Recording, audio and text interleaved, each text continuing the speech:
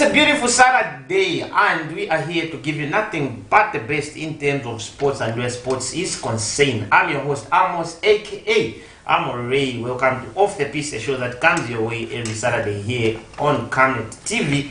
Some exciting info that we have for the week. But before I get to that, I'm not alone on set. I'm with one Augustine. Augustine, welcome to the show.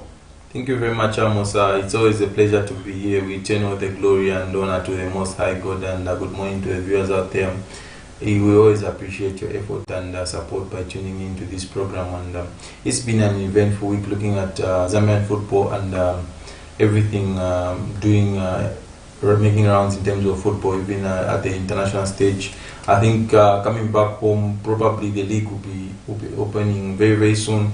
And a couple of teams have gone in and they have strengthened. I think big moves that happened, especially on the final day of the transfer window, was probably seeing Moses Piri going to Power Dynamos. I think that's a huge signing for Power Dynamos. The fact that they've got Andy Boba Poedi to get them the goals, and if Andy is not getting them the goals, it's very difficult for Power Dynamos. And a lot of teams made late signings. I think Ghana managed to convince Forest Rangers to sign Chitoshi Chinga. They have been chasing there with the midfielder throughout this window, and they've managed to get that over the line.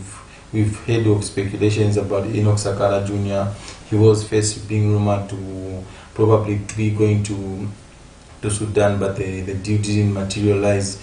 But now what we are getting from a reliable source, Wami Katanga, is that there is a club from Romania which is interested in signing Enoch Sakala. It's interesting to see how everything unfolds during this period, and wishing the girls all the very best today as they take on Tanzania at Nkrumah Stadium as they hope to qualify for the World Cup. I think the women's football has really improved, and I would love to urge the viewers out there to trek to Nkrumah Stadium and watch the cream de la cream when it comes to Zambian football. I think Karo Kayembe has assembled a very good team. I think Message Pasula is one of the most promising and entertaining young lads that you can go and see at Nkrumah Stadium. We've got players like Blessing Zulu, very good captain of the side. She will step up to the plate and probably bring glory to Mother Zambia. Another one is Eunice Walia. These are players that we can look out for, and many other that the girls have on the plate. I think this is a make or break time, because we cannot afford to try and go with the negative results. Yeah, like we did with Congo when the under-20 were playing their qualifiers. They didn't do their job here in Lusaka. Then they went with no advantage in Congo and went and lost by 1-0. So you could see that there's a lot of progress in terms of women's football. The senior team was at the World Cup. They are back at the Africa Cup again. Now this junior team has got a chance to try and progress and make it to the FIFA World Cup under 17. And other news is that the FIFA, the FAS committee have suspending the referee's manager. I think there is a lot of issues surrounding Mr. Banda. The issues of match fixing, those allegations that are pending. But you remember, before we saw this statement, there was a statement from them referees who wanted to boycott because they feel like the association is not taking care of them in terms of the transport refund that they have been given. Issue of allowances. There was a rumor that some allowances haven't been given for last year. Yeah, so for the last season. There are a lot of factors that we need to try and put together. I think it's a shame that we at the level where we're at in terms of football, we should be talking about unpaid allowances for match officials. And I think issues of match fixing, I think, paint a very bad picture when it comes to Zambian football. These are things that need to be ironed out, and if there is a culprit, there needs to be brought to book if people are really doing that. And it's a shame that the referees, I think they have been very much disorganized themselves as well. Looking at the way they've been officiating games, they have been very poor.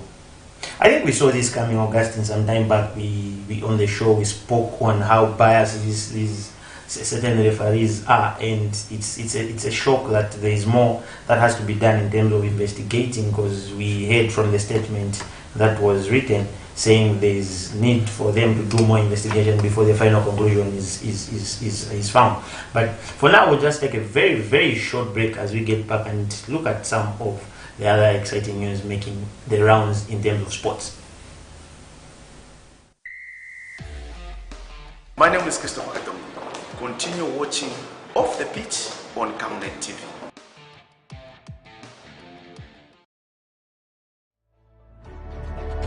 Water is life. Each drop counts and each must be cherished. Our tried and tested product meets all international standards. With our smart drip technology, we aim to deliver precision irrigation designed to reduce blockage and wastage, ensuring a high yield. Renglow, your smart irrigation partner. It's time! Camnet TV brings to you an exciting kid show called My Creation. Join me, Sarah Chandamagaza, to interact with kids with special skills and talents between the age range of 9 to 17. This show will come to you every Saturday at 13:30 on Camnet TV, not just another channel.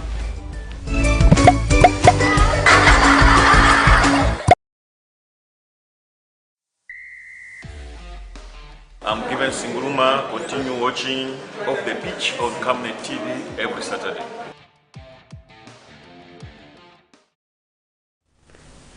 An exciting, or maybe exciting games that we've been seeing at the AFCON so far, regardless of our elimination, but we still have one team that is representing our group very well, that's the DRC Congo, and that was an exciting package where Augustine, I think from the beginning of that group, you posted something in our page or in our group where you had brought up a whole team that was selected for the DRC Congo, and you said this is a team not to underrate. Yeah, I think you could see the way they've progressed. DR Congo, they play a very organized game. They are very, very solid at the back, and they can manage to try and sit on a lead like they did yesterday. I think after Bayo got that penalty for Guinea, you would have thought it was going to be very, very difficult for Congo to try and come back from that encounter. But going back to Congo, I think looking at the first game they played against Zambia, they are a very, very dominant side. We could see that they wasted a lot of chances in that encounter against the Copper Bullet. Eventually went in, gone and drew that game. Then they went and played Morocco, who are the pre-favorites when it comes to the tournament. But again, it was another game where I felt it was a 50-50 encounter. Congo had their chances, and they could have probably won it at the end when they equalized, and then the momentum grew. It shifted on their side. They looked like they were the team that was going to score the next goal, but it didn't happen. They got a draw in that encounter. Then the game went into a game where they looked like strong favorites against Tanzania. A very, very poor performance by the Congolese. That was probably their only poor performance that I've seen at this particular tournament.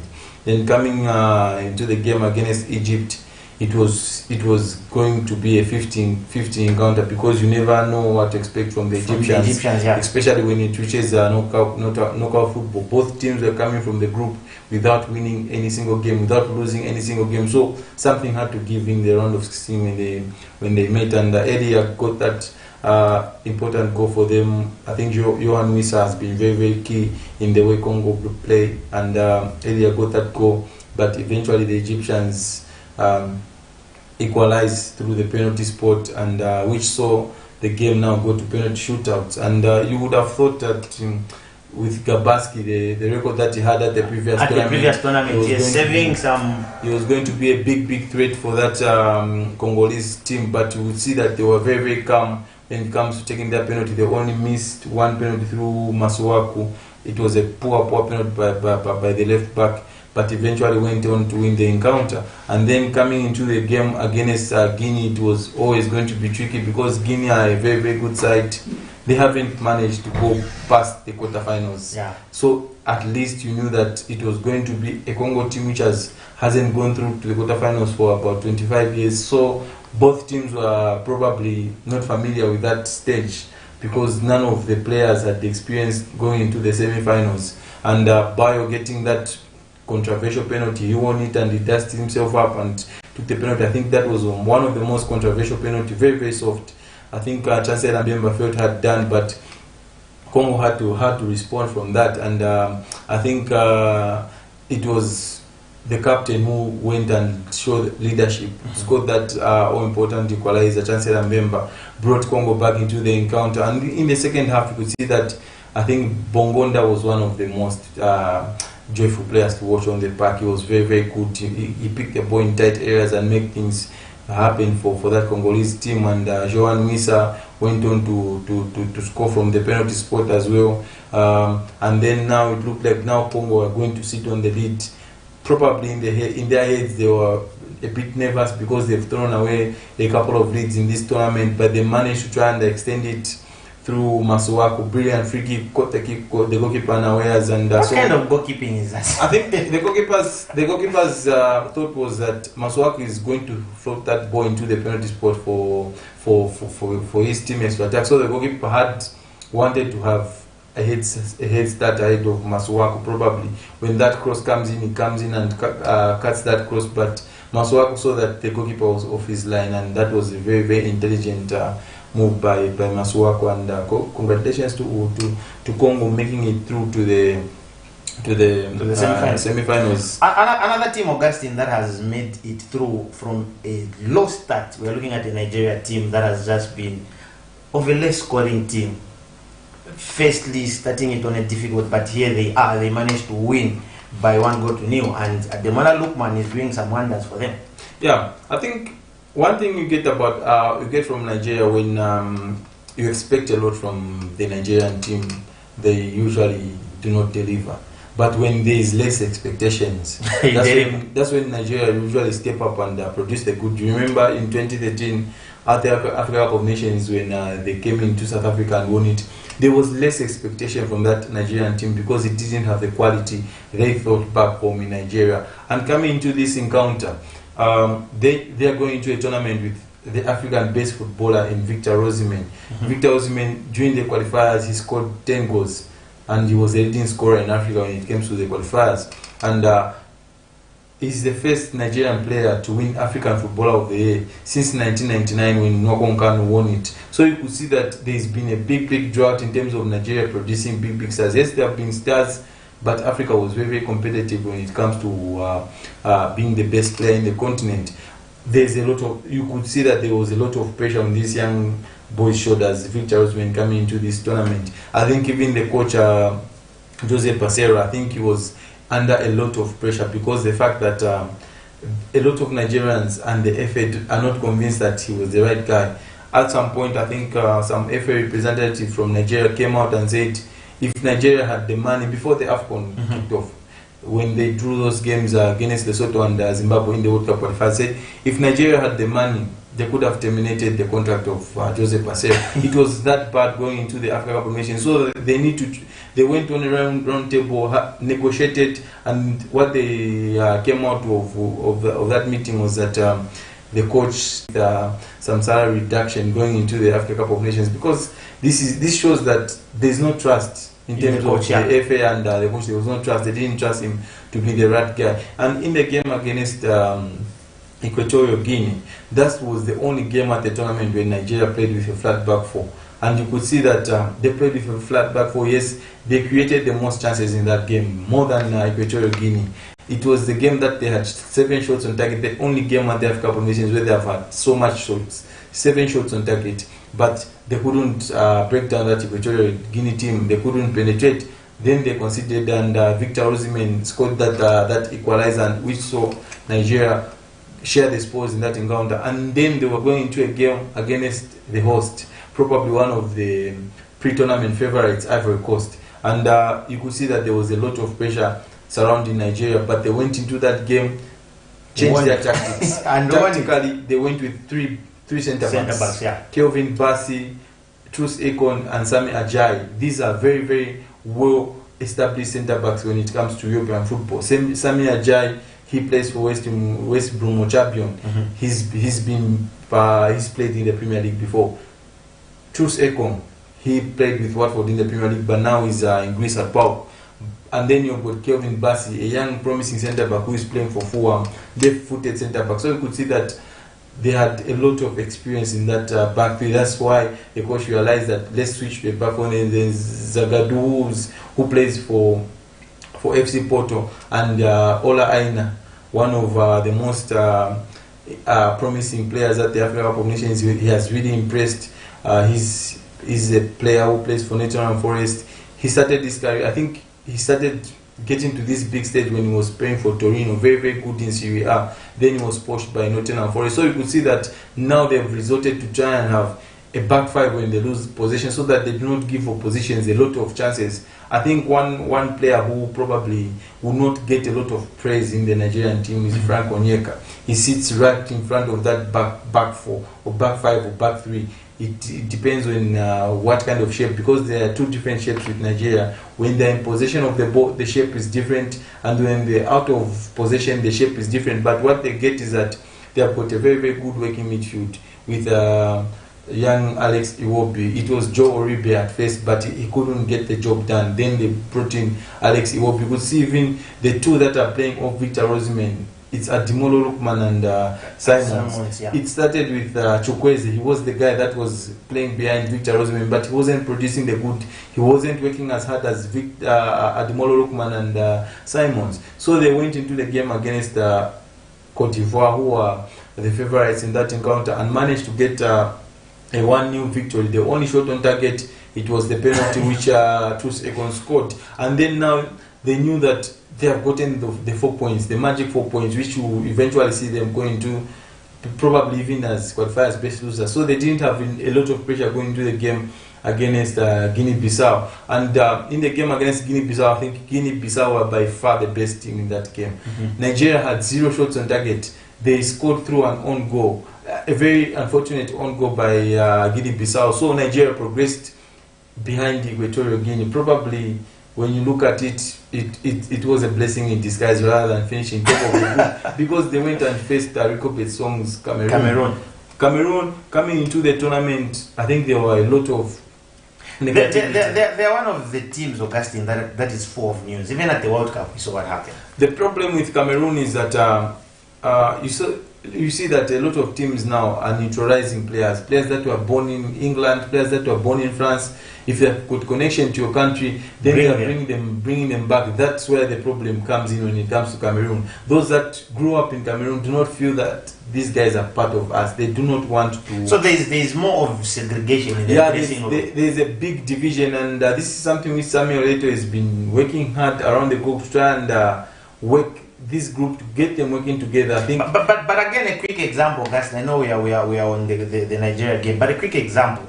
You see, there is an issue of there's one, you are fighting for the badge, or you are fighting for the national team. But let's look at the behavior that Onana portrayed.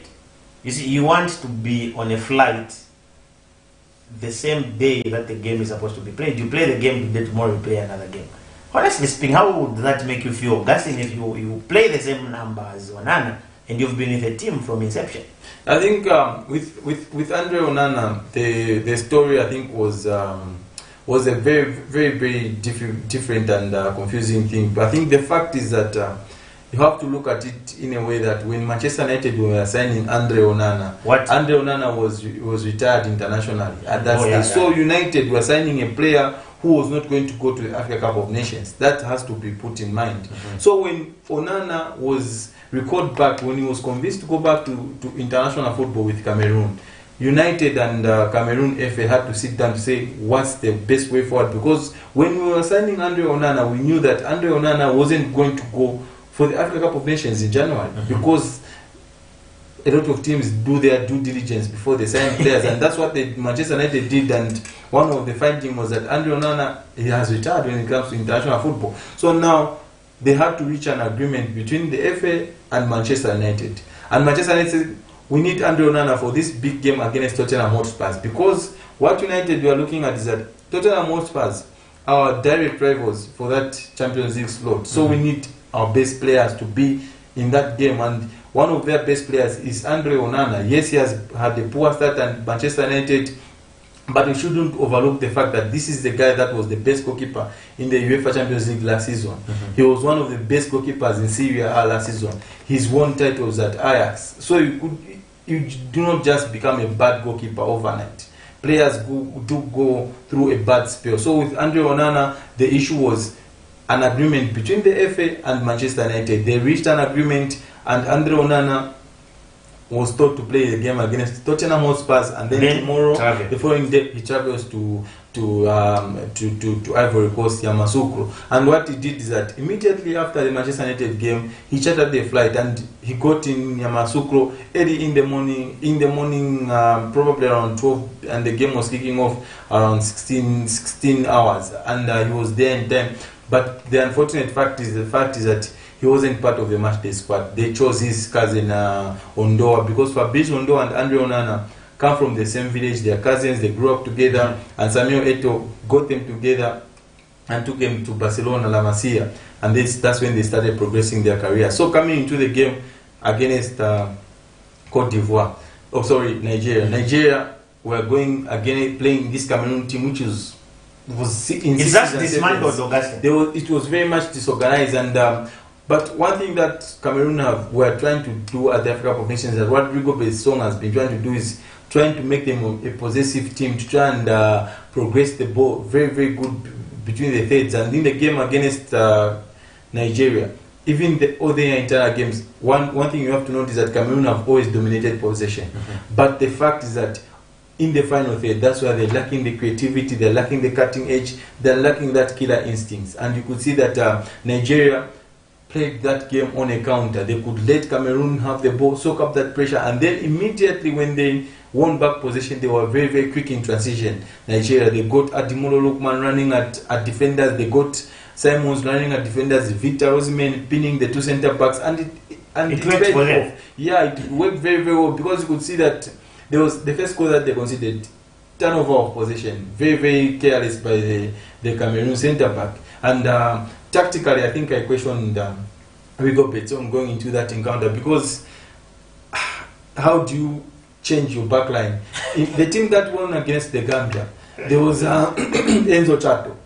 Enzo Chato is the son to Billy Chato, won the Africa Cup of Nations with Cameroon. He played as a wing back in that encounter, and he was the one who forced that own goal to level matters against the Gambia in that encounter. And then you've got Castileto, who was your best centre back in that game, together with Christopher Wu. You change your tactics, you play Castileto in a wing back position. When in the game against the Gambia, he played as one of the back three defenders. And then Nahu Talo was one of the players. 2017 was in Zambia here. He came to play for Cameroon under 20 when Zambia won it.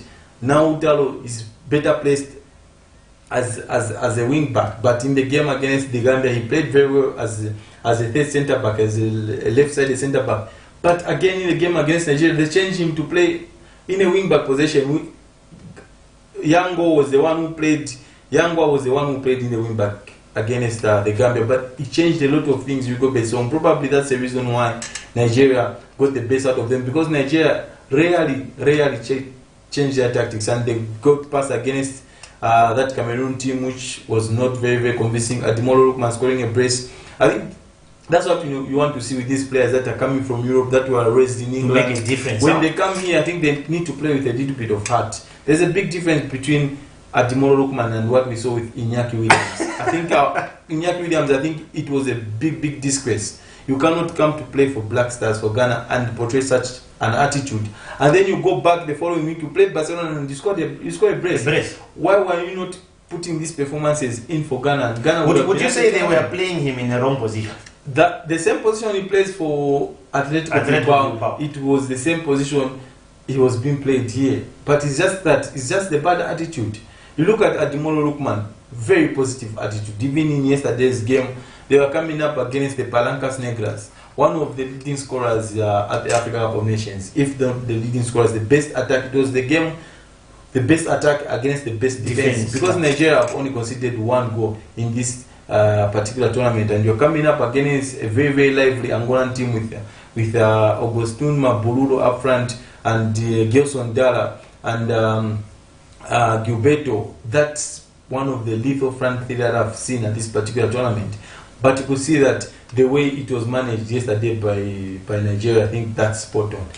I think those are players that knew the cause. They knew what they wanted to do. They defended their box very, very jealously. I think Mabululu was guilty, missing a very, very good chance in the first 5 minutes. Very brilliant save by the Nigerian goalkeeper. He could have made that one count. What happened was Angola's best players during this particular tournament. You have got Mabululu, you've got Freddy the captain, you've got Gilson Dara. They all failed to take in yesterday's encounter. I think what Nigeria did, they did a job on these guys and made it very, very difficult for Angola, and they didn't give away a lot of chances. I think one clear-cut chance was for Zini towards the very end of the game when he hit the post, but I think you cannot blame him because he did everything right, opened up his body, killed the ball, but eventually didn't have enough kill to try and get into the goal. Nigeria scored through Ademola Lookman again. He's been saving them. He's a reliable player when it comes to playing a role where when you need him to defend, he will do a job defensively. And immediately when they win back possession, you could see Simons and Ademola Lookman there working their socks off to try and get close and support Victor Osimhen, who didn't have a very good game yesterday. I think Kalonda Gaspar had the job on Victor Osimhen. He did very well, the Angolan centre back. And when you look back as Angola, you would think this was a good tournament. For Angola, this was a good tournament. Pedro Goncalves coming into this tournament, he was under pressure. If Angola were eliminated in the group stages, probably Pedro Goncalves could have lost his job. But this is a guy that has been with Angola from under 17 and then up to the senior team. He went in Angola somewhere around 2015 when he started working in Angola when he was in his early 80s. Now he's in close to 46, 47.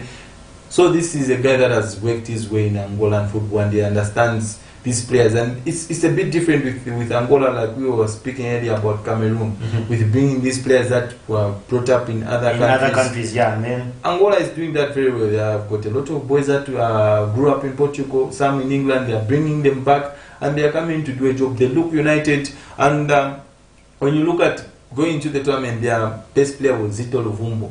But Zito didn't show up. I think he had one of the poor performances. When it comes to star players going into the tournament, Zito Luvumbo was one of them. He didn't have a good game, but you could see he came in as a super sub yesterday against Nigeria, trying to change the game, but it was still too little too late. They had Mbala Zola, plays for Fiorentina. He could have made a big difference at this tournament because he's a very, very proven finisher, Mbala Zola, but he got injured. He wasn't part of this Angola team. So it was now down to Mabululu to lead the line and get them the goals. Nigeria, very, very good on the day, did their homework. They made it simple. They were aggressive when they had to, and they made it very difficult for Angola to grow in the game and have something sustainable. And congratulations for the Super Eagles, they made it to the semi-finals. Augustine, last week you said it clearly that you wanted Senegal to beat Ivory Coast, which didn't go your way. But at least one of the teams that you never wanted to go through, yes, the Morocco side, Augustine, managed to eliminate Zambia through the support of the Ivorians and their fans. But here it is, South Africa managed to beat them by 2-0. And we saw Cameroon overcoming Senegal through post-match penalties. And we are seeing another game today, Augustine. That's Ivory Coast, facing Mali, and we are seeing Cape Verde facing South Africa. A winner between Cape Verde and South Africa will face Nigeria, and winner between Mali and Ivory Coast will face Congo. And you said it, if Ivory Coast manages to pass through Senegal, they might be a surprise package and carry the day. We might just see a final of Group A, Nigeria versus Ivory Coast. Two teams from Group A meeting in the final. I think that's a huge possibility looking at the way the tournament is panning out. And coming into the game, the round of 16, Ivory Coast against Senegal.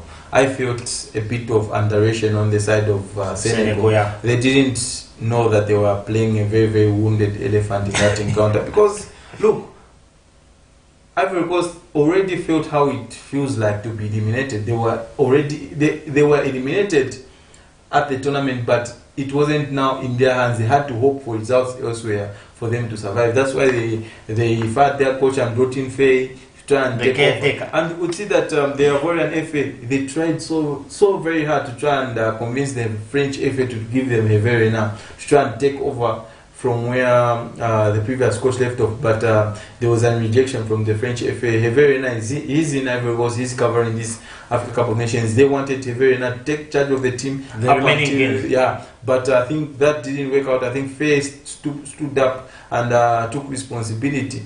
Aliou said, with his boys, I felt probably if they after that early goal, they thought it's going to be an easy ride for us, but one thing that you got from that Ivorian team is that for the first time, Ivory Coast went out and fought in that particular tournament. That was the only game that I saw Ivorians really going there to fight. And I think the little changes that Faye made in that encounter, central midfield, I think that little tweak really worked for Ivory Coast, because in the games that we've been watching, it has always been Ibrahim Sangare in central midfield, the Casey, former Barcelona midfielder, and Seko Fofana. But what you get is that these three midfielders are very similar in how their they play play. style, yeah. So now you do not have someone who is just going to sit back, protect the back four, and break the. They brought in Jean-Michel Seri to try and sit as the holding midfielder, and then they had Seko Fofana and Ibrahim Sangare in front of Jean-Michel Seri. I think you remember Jean-Michel Seri when Zambia traveled to Ivory Coast and got beat by 3-1. He controlled that entire game. So they didn't have that kind of player in their setup, Ivorians, in the first 3 games. I do not know why the previous coach was putting Jean-Michel Seri on the bench, but and he's one of their veterans. Huh? And he showed in the game against a very youthful Senegal team. They've got Papesa doing very well for Tottenham Hotspur. They've got Lamine Camara. He's doing very well in France, and you could see that this is a midfield that works very well for the Senegalese. And Ivory Coast knew that the only way that we are going to beat this Senegal team is when we outwork them, and that's what they did. They outworked them. It looked like Senegal, because Senegal has been very good in terms of game management at this particular tournament. When they score, they will play at their own terms. They will slow down the tempo of the game, and Ivorians kept probing. That's the good thing about the Ivorians in the game against Senegal. They kept probing until they got a reward when they won that penalty through Nicolas Pepe, one of Arsenal's rejects. He won that penalty for the Senegalese and upstepped Casey. Yeah. I think that was a very brave decision, very brave by Casey, showing a lot of leadership to step up at that particular pressure situation. But I think immediately when that penalty was committed, I knew it was going to be a goal. I do not remember when seeing Edouard Mendy save a penalty. He's very pathetic. I think he's one of the most poor goalkeepers when it comes to penalties, Edouard Mendy. Same at Chelsea, same at Senegal. He's very poor when it comes to penalties, Edouard Mendy.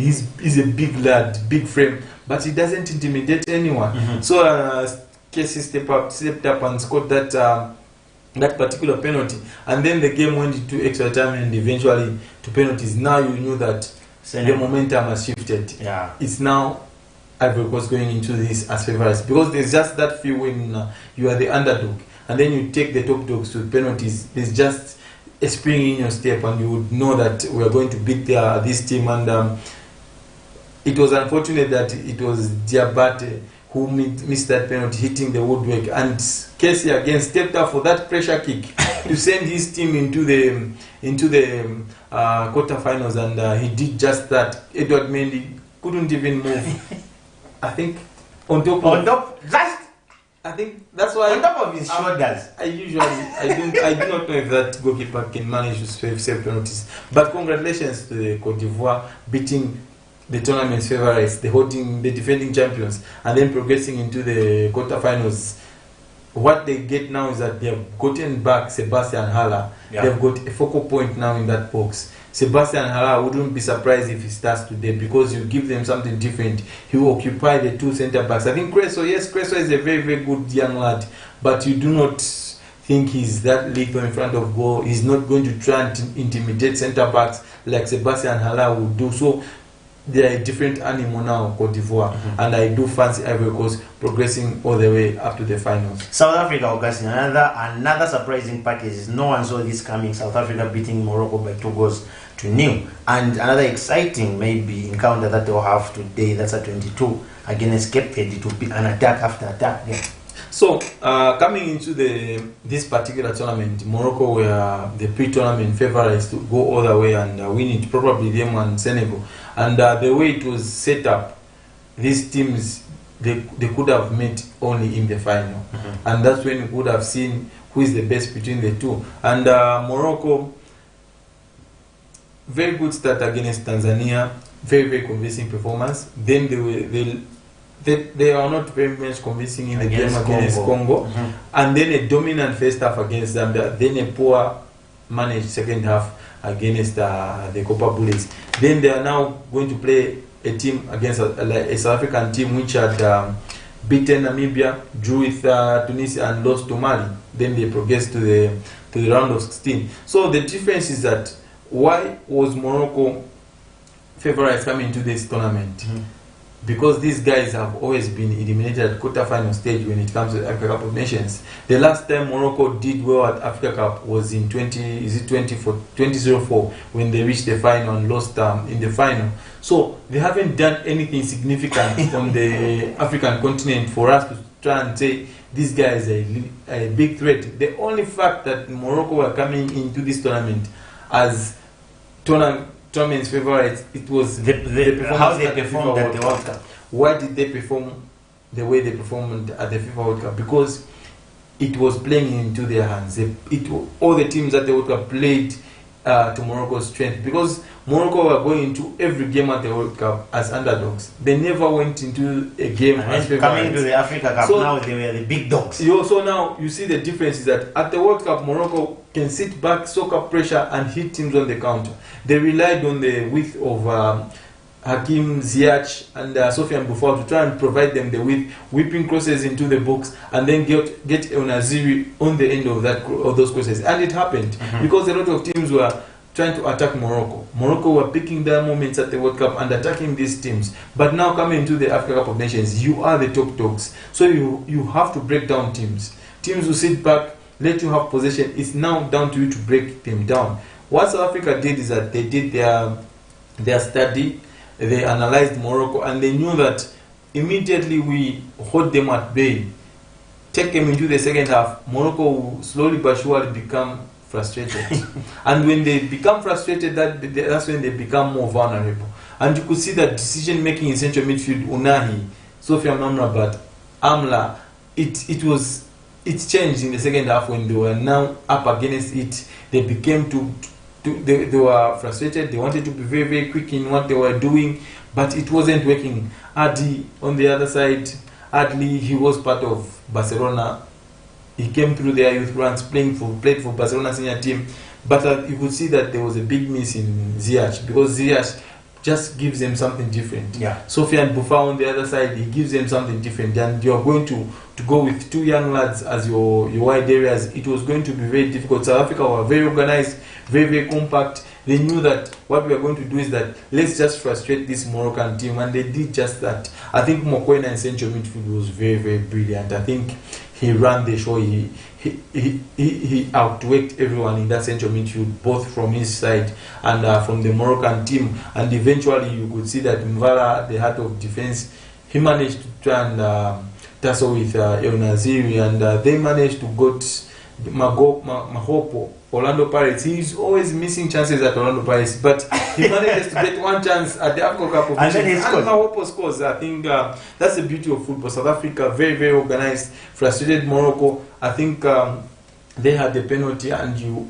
trust your best player in Hakimi to get that penalty and see you equalize, but what a poor one, huh? Poor penalty by Hakimi, and South Africans, after that penalty, I think the confidence grew, and they knew that now we are going to nail it. And a few minutes later, you saw Sofiane Amrabat being sent off with a second yellow card, and eventually went on and won that game. I think interesting comments by Sofiane Amrabat said that I've never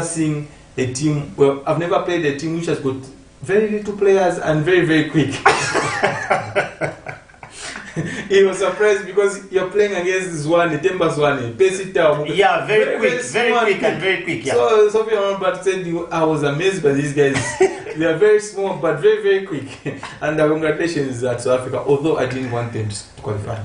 Augustine, you still okay? Your prediction, Augustine, between these two games, is Cape Verde versus South Africa, Mali versus Ivory Coast. I think Mali Ivory Coast is going to be a very, very close score. We can see post-match penalties. It's going to be tight. Probably it might go to penalties. It might be decided in 90 minutes, because what you get is that, from what I was speaking to Clifford Mulenga this morning, and he told me that it's a full house. The stadium has been sold out. There is no empty seat this evening when Mali plays Ivory Coast, because people travel from Mali to Ivory Coast. It's very near there, so it will be, the atmosphere will be electric. Mali have got a lot of energetic central midfielders. You've got Aidara. He plays for RB Salzburg. Yeah. Then they've got Ismail Uribe. He was part of Barcelona at some point. They've got a lot of good players that can. Kamara is one of them. Played with Enoch Mwepo at Red Bull Salzburg. And Ivory Coast, probably the fact that they have been given a second chance, they'll go the way. They'll beat Mali. Repent. They'll beat Mali team. It's either in 90 minutes or probably on post-match penalties. South Africa, Cape Verde. South Africa are a very, very difficult team to predict, because you do not know which South Africa is going to turn up today. Is it the South Africa that played Namibia? No, it's the South Africa Sundowns that played Mali. So it's Sundowns. It's always the pressure which South Africa is going to turn up, because sometimes they do turn up, sometimes they don't. And in games like Cape Verde, when it looks like it's 50-50, that's when you find South Africa failing to perform. True. That's the most difficult thing. This Cape Verde team, I think, you cannot underrate them. They've got a lot of quality players. If you look at Mendes, he's been scoring crucial goals for this team. Rodriguez, they've got Bebe in there. I think it's going to be an interesting encounter. And my brain thinks it's South Africa, but my heart says Cape Verde. That's Augustine's prediction, viewers. There, his brain and his heart are of a view, or maybe of different views. They are having a debate right about now. But for now, we'll just take a very short break as we get back and look at some of the games that are being played today. My name is Christopher Adam. Continue watching Off the Pitch on Camnet TV.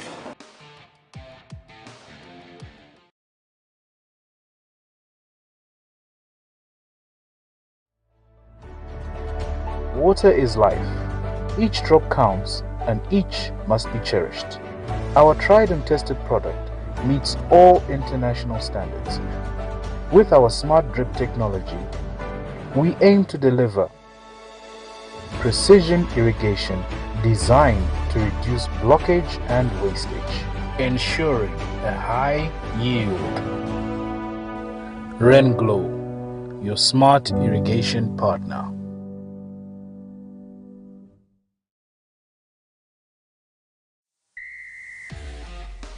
I'm given Singuruma. Continue watching Off the Pitch on Camnet TV every Saturday. It's an interesting week, Augustine. Maybe we will shift a bit, maybe to tomorrow, if I put it that way, because we're having some exciting games tomorrow, where we'll see in the EPL, we'll see Arsenal hosting Liverpool, Augustine, one of the deciders. And like you said it earlier, to say there are also some bigger games that's in the Serie A, where we've got Inter hosting Juventus and Atalanta hosting Lazio, Napoli hosting Verona.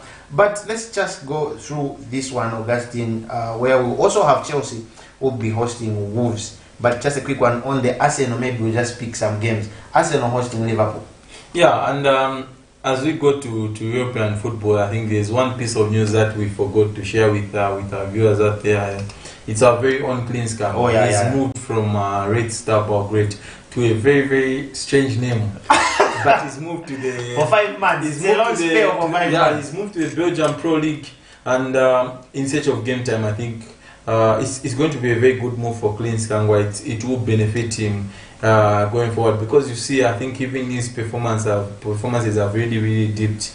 Yeah, the fact that he's not seeing a lot of game time at Red Star Belgrade. But this is a very, very humble guy who works very hard, and I just do hope it works very well for him in Belgium. But the only downside is that the team that is going to join him in the Belgium Pro League, it's deep in the relegation zone. So he needs to try and help the team work some magic and escape that relegation, because you do not want to have a couple of relegations on your CV. He got relegated with Arsenal Tula.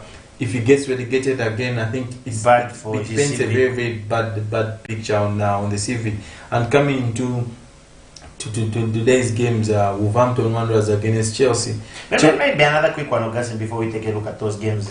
We saw a deadline move for Papa Patson Daka, Leicester City denying that loan offer. I think you look at it.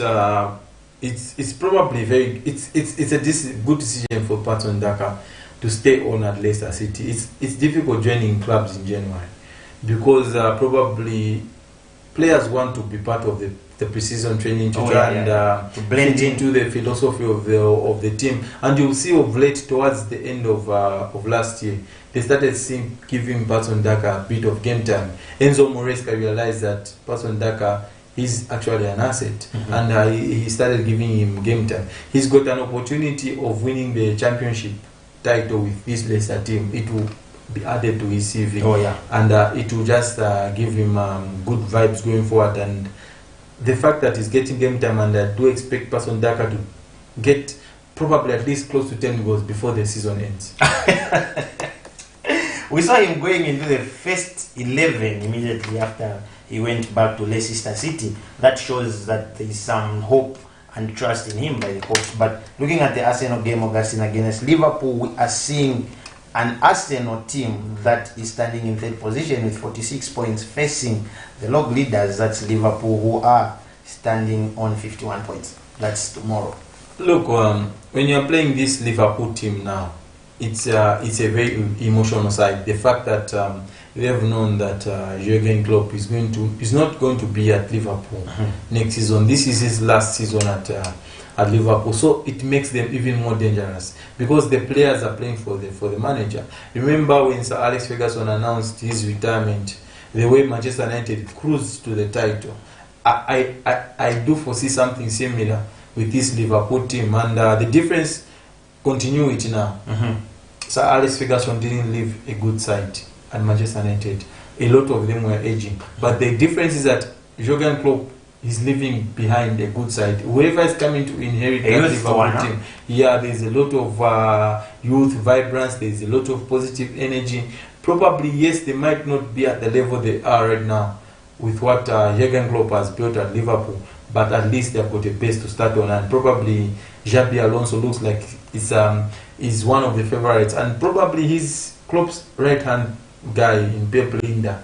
He looks like one of those people that might just take over from Jurgen Klopp. But the similarity is that even the director of football is leaving. Just what happened at Manchester United. David Gill left together with Alex Ferguson. I hope it doesn't affect them. Yeah, for Liverpool. But coming into the game against Arsenal, it's a make or break for the Gunners. If Arsenal do not manage to win this, to get something out of this game, even a draw can be good for the Gunners. But if they lose this encounter, I think they should start thinking about another trophy this season, because I do not think they can try and crawl back the points when Liverpool opens that gap, when Man City open that gap, because you always know that teams like Man City, they always crank it up in the second half of the season. Liverpool, you saw it with Klopp and Guardiola, the battle, it always goes to the wire. So I think Arsenal need to get something out of the game against Liverpool. And it's not something that they haven't done in the past. They've done that, they've gone to Anfield, gotten points, they've beaten Liverpool at the Emirates Stadium. So it's not a foregone conclusion that it's going to be a Liverpool victory. Arsenal played some good stuff last weekend. You could see that they started the second half with that 5-2 victory over, is it 5-0 over Crystal Palace, and then they went away from home at Nottingham Forest, a place where they lost the title last season, and went and won there. So there is a lot of character in that Arsenal dressing room, and they pose problems for Liverpool, but Liverpool do look favourites in this encounter after sending Isaac's Chelsea to the clinic. There's Chiusa as well. Chiusa is Chelsea. You know, and maybe we'll go to Spain, Augustine, where we'll see Real Madrid hosting Atletico Madrid, and Madrid is standing top of the league with 57 points, and we are seeing an Atletico Madrid that's on third position, that's with 47 points. That's a 10 gap difference, and we saw of late one of Madrid's players, Augustine Jude Bellingham, making a lot of headlines. Yeah, I think he makes headlines for the wrong and right reasons. Jude Bellingham loves making headlines at Real Madrid. He was suspended for their previous encounter, which they managed to win without Jude Bellingham. He was back in the limelight yesterday when a couple of days ago, is it on Thursday, when they went to play Getafe at the Colosseum, and they won that game by 2 goals to 0. But there's some controversial ways that he spoke to his fellow countryman in Mason Greenwood, which didn't sit down well with La Liga as well. Probably we might see a punishment heading Jude Bellingham's way. But I think Madrid, I think that was a very strong performance away at Getafe. That was the first game Getafe have lost at home under Bordalas this season. I think it shows that this Getafe team is also growing. It was a Madrid derby, but a lot of people do not. It's not as big as Atletico, but it is a Madrid derby. Getafe losing that one by 2 goals to 0, going top of Girona. Girona have got a big encounter against Real Sociedad. A very, very tricky Real Sociedad this evening. It's one of the games to look out for. I think Michu is what Michu has done with this Girona team. He's built a very, very good team. One of former Manchester United players, Daley Blind, is having a good time and scoring goals. Girona, yeah, you could see that they have got one of the most upcoming talents in Europe and world football in Savio. He's one of the players that a lot of people should look out for. He plays as a wing back, he can play as a left wing. He's been very, very integral for this Getafe team, and Girona team, and I do fancy Girona beating Real Sociedad. And yesterday, Iñaki Williams and his brother, together with Atletico Bilbao, managed to get a victory against Real Mallorca, which has seen them go into those Champions League places. They are putting pressure on Barcelona now. They are putting pressure on Atletico Madrid. I think this is going to be one of the most interesting seasons in Spain, because one factor is that on those 4 slots for the Champions League, Girona is getting one. That's for sure. Girona is getting one. Real Madrid is getting one. It's up to the 2 rest spots now. remaining. Barcelona, Atletico Madrid, Atletico Bilbao, Real Sociedad, to try and clinch these other 2 spots, and it's going to be a very, very interesting race. We'll go to the Italian Mafias, Augustine. That's Italy, where we are seeing Inter Milan hosting Juventus tomorrow. We are seeing a Juventus team that has come with full fire and full force this season, Augustine. And there's a difference of only a point, but more games have been played by Juventus. Yeah, so I think Massimiliano Allegri has done a very good job with this Juventus team. Remember that Juventus didn't qualify for any Europe games last season. I think they had some point deduction, about 15 points last season. But this time around, you could see that the partnership between Dusan Vlahovic, I think it's working wonders. He's scoring goals for Juventus. He looks like a different player, Dusan Vlahovic, and Federico Chiesa. Very, very good partnership. I think central midfield, they've got Locatelli and Rabiot. They've formed a very strong partnership in there. And you do fancy Juventus pushing Inter Milan all the way to the title. It looks like Inter will win this title, but this encounter, what makes this encounter even more interesting is that Juventus already lost to Inter Milan in the reverse fixture at in Turin at the Olympic Stadium. Now they're going to the Giuseppe Meazza, famously known as the San Siro. Juventus have to get a victory if they stand a chance of winning this league title, because what happens in Italy is that when you finish after 38 games are done, probably when you finish at par level on points, they check head to head. So if Juventus fail to beat Inter Milan tomorrow evening, meaning Inter Milan will have one step ahead of Juventus in terms of winning that league title. when the points tally, Juventus will lose out because of head-to-head. So they need to try and go to San Siro and get something out of San Siro. But that is easier said than done because they're playing against an Inter Milan team which looks like it's going to win this Scudetto title. They'll surely win this Scudetto because defending champions Napoli have been pathetic. They've been poor this season. Very, very pathetic Napoli. So you are an Inter Milan side, a team that went all the way to the Champions League title last season. They've lost Edin Dzeko, he's moved on. Romelu Lukaku returned back to Chelsea, now wants to on loan to Roma. They lost Andre Onana, but they replaced these players very well. And the way they got young Soma from Bayern Munich, because young Soma, he realized that Mano Noah is back, he's not going to see a lot of game time. They went and got in young Soma. I think they maintained that back four. Achebi, De Vrij. That's a very, very solid backline by Virgil Dumfries. By Inter Milan, they've got Hakim Çalhanoğlu. He just extended this contract with Inter Milan, I think, a couple of weeks ago. They've got Henrik Mkhitaryan, another one who extended his contract.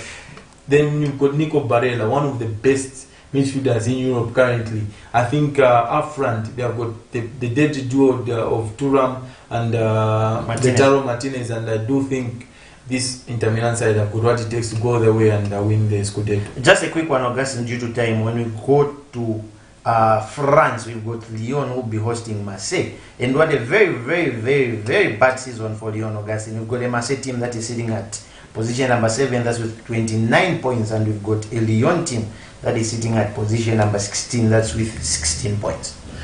They call this game La Classique, the classic between PSG and Marseille. It will be Alexander Lacazette featuring Pierre. It's always you look at Lyon, the way they've been playing this season. There are a lot of question marks because they are closer to the relegation zone than they are to the top. But this Paris Saint-Germain team, they've got Rando Koromani. I think he's one of my favorite players. I do not think he will shine at PSG if Kylian Mbappe is still there. Until Kylian Mbappe leaves PSG, that's when we are going to see the best of Rando Colomwani. They went and got Ramos from Benfica, one of the best finishers young finishers in Europe. I think they have got a very balanced team. They have got youth in there. This PSG team, we have got Kylian Mbappe and the main man, the one who runs the show at PSG. He tells who should come into the football club and who should leave. So I think he's got that power. I think he's the only player that will ever having such power, and influence, because he was the one who pushed for PSG to sign Rando Colomani from AGM Frankfurt, and he came in. Rando Colomani is more like shadowing Kylian Mbappe at the Parc des Princes, but I think they will be just too strong for this Lyon team, because they've got Ugarte in central midfield, very, very good Uruguayan, one of the most promising holding midfielder in world football. He works his socks off. He's similar to Fernandinho at Man City. That's what we get from Ugarte. Promising young lad. Your final closing remarks, Augustine, before we come to the end of the show. I think we'll do an injustice if we do not talk about Man United. Elijah's Manchester United beat Wolverhampton Wanderers. I think a lot of problems at United. You could tell that they cannot hold a lead. They cannot keep a clean sheet.